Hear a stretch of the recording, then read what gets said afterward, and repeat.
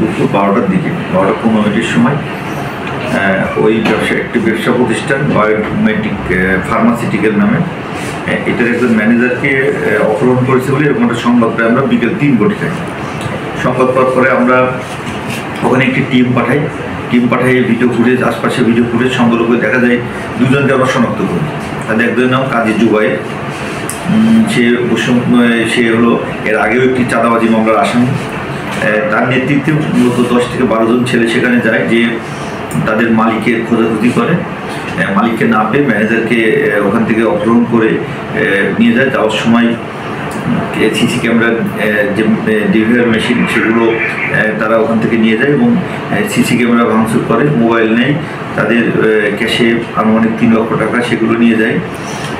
এরপর নিয়ে তারা তাদের কাছে আটক করে রাখে, দুষ্কৃতিকারীরা আটক করে রেখে বিভিন্ন সময় 10 কোটি টাকা দাবি করে তাদের কাছে এই মুক্তিপণ বাবদ। এবং একটা পর্যায়ে যখন টাকা তারা দিতে অপরতা প্রকাশ করে, এরপরেও তাদের বলে যে না হলে পুলিশ বা সেনাবাহিনীকে ধরিয়ে দিবে। এরপরে তারা কিছু টাকা দিয়ে রাজি হয় যে আমাদের অন্তত লোকটাকে জীবিত ছেড়ে দেওয়ার জন্য। আমাদেরকে জানানোর পরে আমরা তাদেরকে গ্রেপ্তারের চেষ্টা করি এবং ভিকটিম উদ্ধারের চেষ্টা করি। একটা পর্যায়ে আমরা রাত 8:30টার সময় মোবাইল টেকনোলজির সহযোগিতায় ওই ভিকটিমকে উদ্ধার করে, অবৈধ ভিকটিমকে, এবং 2 জনকে আটক করি, কাজী জুবাইর এবং আবিদ নাম।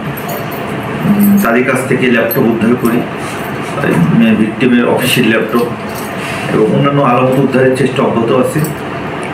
তো তাদের কাছে টাকা যে 10 কোটি টাকা দাবি করছিল এটারও আমরা সত্যতা পাই, এভিডেন্স পাই এবং কিছু ভিডিও ফুটেজ পাই।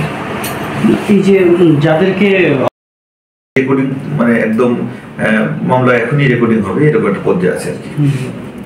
আদৌ কি সে সমন্বয়ক বা তাই সে কোনো কমিটিতে আছে কিনা এগুলো আমার জানা নেই যে সে কোনো কমিটিতে আছে কিনা। সমন্বয়ক ব্যাপারটা তো আসলে এক্সিস্ট করে, সমন্বয় না, ভিকটিম একজনই।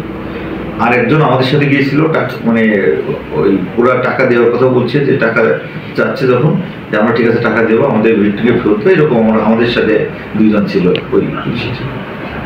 উনি কোথায় আছেন? ভিকটিম আমাদের হেফাজতে আছে।